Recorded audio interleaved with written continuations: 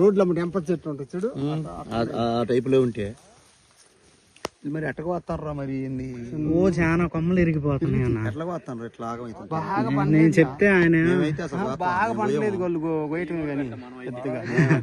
ఇటు చూడన్న ఒకసారి కాపు చూడండి.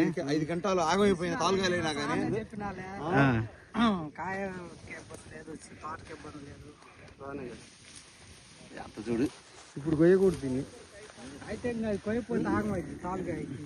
ఏందంటే వాన పడ్డది. కింద పోతే 2-3 గంటలు పోతే. అవును నీకు చెప్పింది శివరాత్రి అయితే ఏం కాదు. ఏమైతే పోతే అసలు ఇప్పుడు చూడే కాతకాయ ఏంది ఇది? ఎంత ఆగమైపోతుంది అనుకున్నాం. కొమ్మలు ఎదుగుతాయా, మరిచికాయ రాలిద్దా, ఇరుగుతున్నాయి. చెట్టు తీయాది కావట్లేదు. మనం వీలు తీసినా ఇరుగుతీవి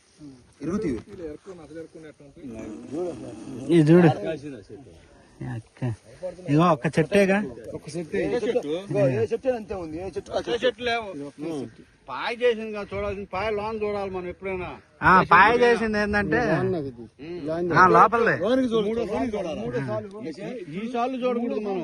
చోట బాగానే కాసింది, సూపర్ బాగా కాదు.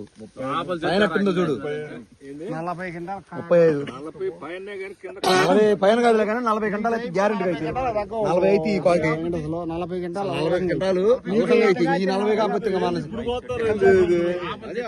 ఆయన కొంచెం బండిని వాళ్ళు తోట ఆగం చేస్తారు మరింత బండలేదుగా, వీళ్ళు ఎందుకు పోయిస్తారు అర్థం కాల. నేను పాయ తీసినాలే అనుకో మాకు. చూడాలి ఇంతకు వచ్చింది ఎక్కడో కాలు ఎక్కడో ఇరిగినా బాధలేదు. నువ్వు చేసేది కాపించుకున్నా తప్పదు.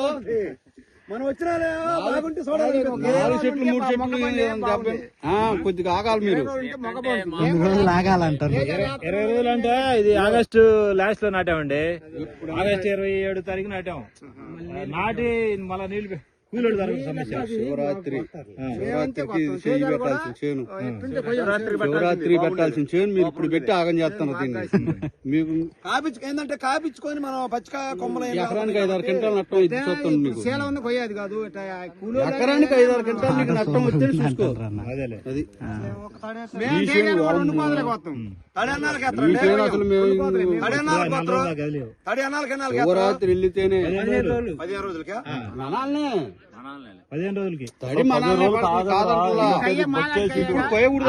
ఇది మన జనవరి 10వ తారీఖు పెట్టా.